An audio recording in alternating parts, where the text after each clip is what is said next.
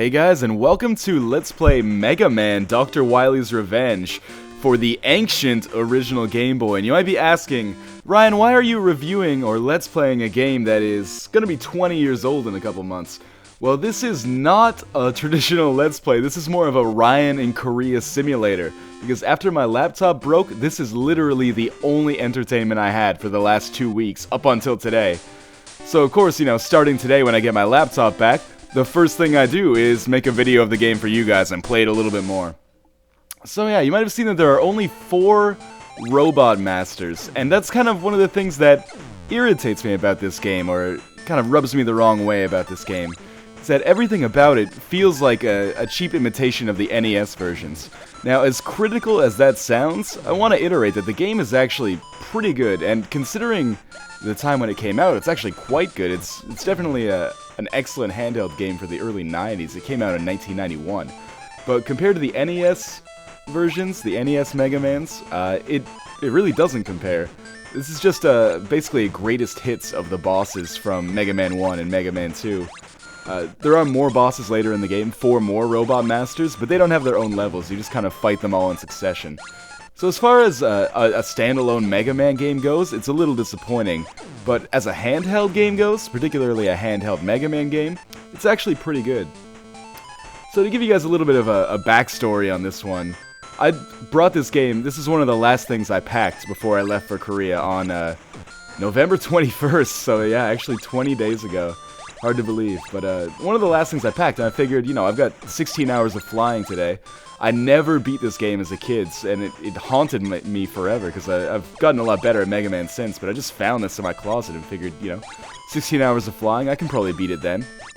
Thankfully, I did pack it, because it kept me from going fucking insane when I first arrived and had literally no other entertainment apart from Korean TV, which is, not to be stereotypical, but the channel I watched most was Professional StarCraft, and I don't like StarCraft at all. No, I shouldn't say I don't like it, I just don't play it, I don't understand it.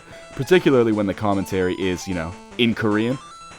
So yeah, let's put it this way, I've beaten it over the past 20 days. I've beaten it several times on my, 2002 era Game Boy Advance. And many times over the last 20 days, roughly 3 weeks, I just prayed or wished to God that I'd brought more games. But, again, beggars can't be choosers. I'm thankful I had this. I wouldn't say I mastered the game over that period. I tried to get out of the house as much as possible so I didn't blow my brains out from lack of stimulation. But, like I said, I'm glad I had it. I beat it. Finally, I got that monkey off my back, that childhood monkey.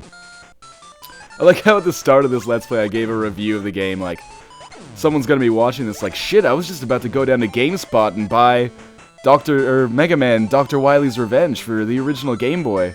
It's like, you just saved me 50 bucks, thank God.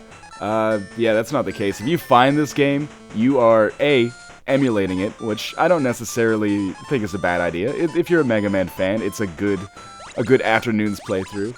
Or you're gonna find it at someone's garage sale, and provided you actually have something that can play Game Boy games, it's probably a good pickup considering the price tag is gonna be what, maybe $2, $3. In terms of the game, the one thing that really rubs me the wrong way, I already mentioned. It feels like a cheap imitator of the NES versions. Everything else is totally fine. I dislike that the bosses are so easy. It seems like fully 3 out of the 4 bosses can be beaten relatively easily with the Mega Buster.